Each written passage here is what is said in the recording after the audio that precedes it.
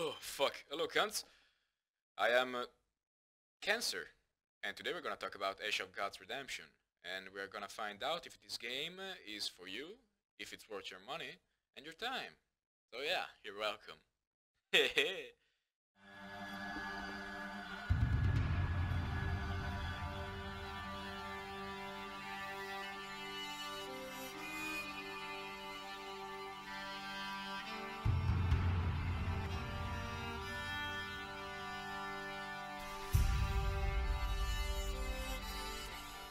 Originality, like in any game, it's essential, since it allows first of all to discover new solutions and game formulas, but it also confers an identity to the title itself. Let's be clear, there is nothing wrong with imitating or borrowing some mechanics and game structures from other titles, but downright fucking copying will incur in an inevitable comparison with the titles in question. And very often it can lead the newer title into the shadows of the older and probably better game. And this is exactly the case for Ash of God's Redemption. This game doesn't even try to hide its strong inspiration from its spiritual predecessor, the Banner Saga. Actually, this game reuses almost all the mechanics, with a few noteworthy elements here and there, but will they be enough to make this game stand out, or should you just buy the Banner Saga instead and be done with it? Well, this video slash fuck do I know is divided into parts. The first one is the story, the second one is the gameplay, so let's start with the story.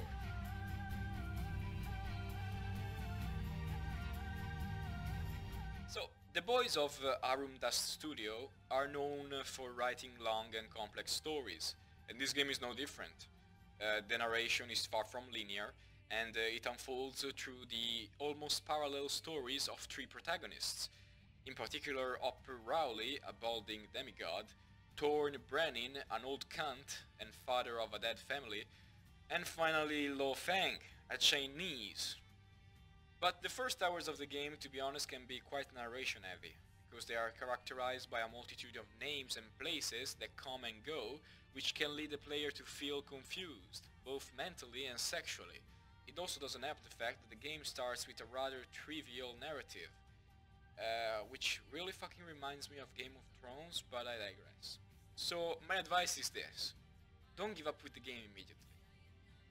The start is slow and shaky, but after a few hours of gameplay, the surprising attention to detail, and the slow but very interesting narrative universe can really excite the curiosity of many, including you, probably. It also helps the fact that the narrative background does not follow a classic fantasy story, but you can find distinctly dark tones, with some oriental elements here and there that can give to some a rock-solid direction, including you, probably. But I don't want to be a cunt, so I won't spoil the story for you, but what I will say is that most of the choices that you make in this game will have a pretty substantial effect on the characters, the plot, and the ending. Like that time I ran into a house to find a bunch of dead people next to a servant and decided to slap the shit out of him until he fell on a pool of his own blood. Fun shit. Gameplay next.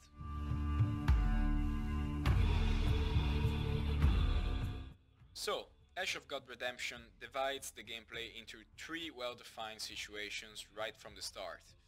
A phase of dialogue between characters, a pimp phase, where you slap the shit out of your enemies, and an exploratory phase, where you explore.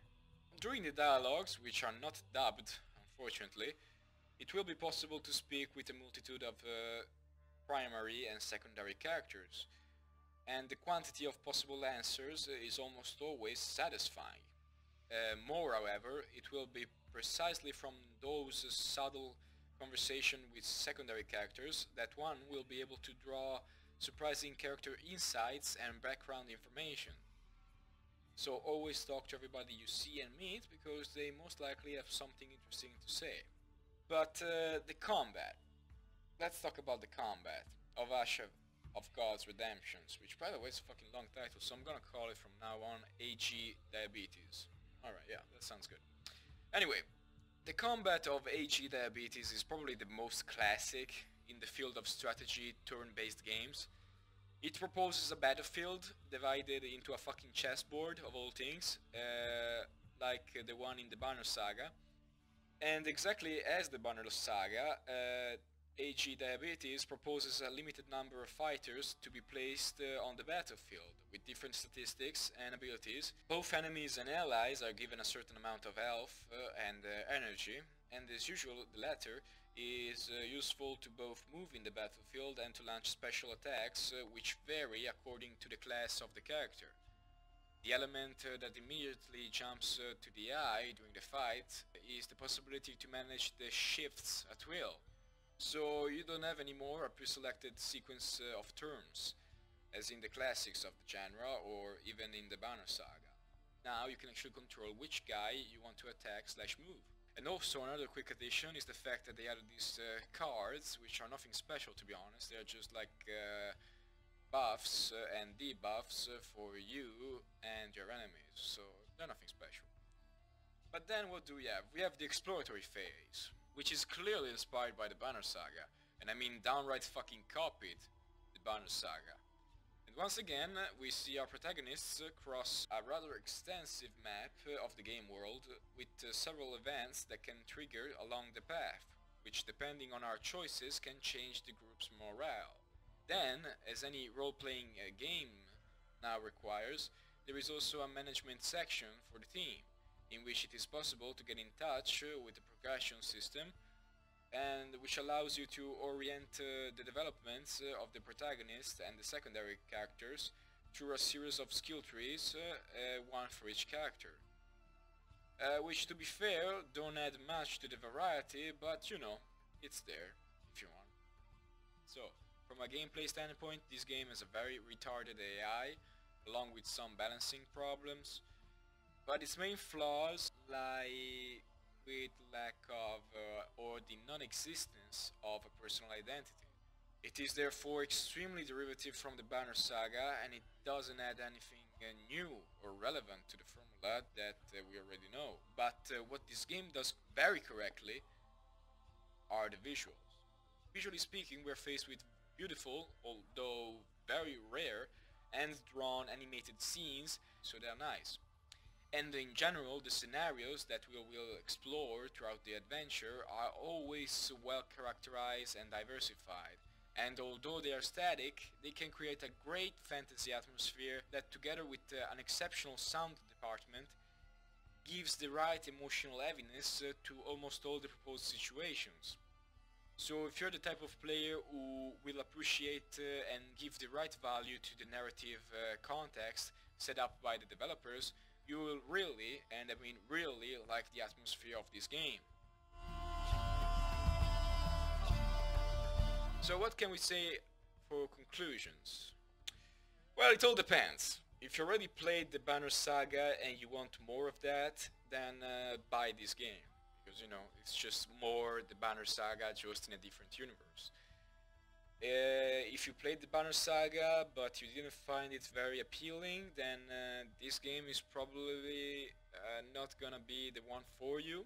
But if you never played the Banner Saga in the first place and you don't even understand all the references I'm talking about, but you're looking for a game with a very strong story and a fairly fun gameplay, then yeah, you should also buy this game. It's only around 20 bucks and it doesn't hurt to try. So yeah. But before I end this video, I just want to say a quick thing. I just want to say thank you to those of you that subscribed recently. We reached a grand numbers of 30 subscribers. I know, man. It's little, but it makes me very proud and very happy every time I see that notification pop up telling me I have a new subscribers. So I just want to say a very quick thank you to those of you who already did.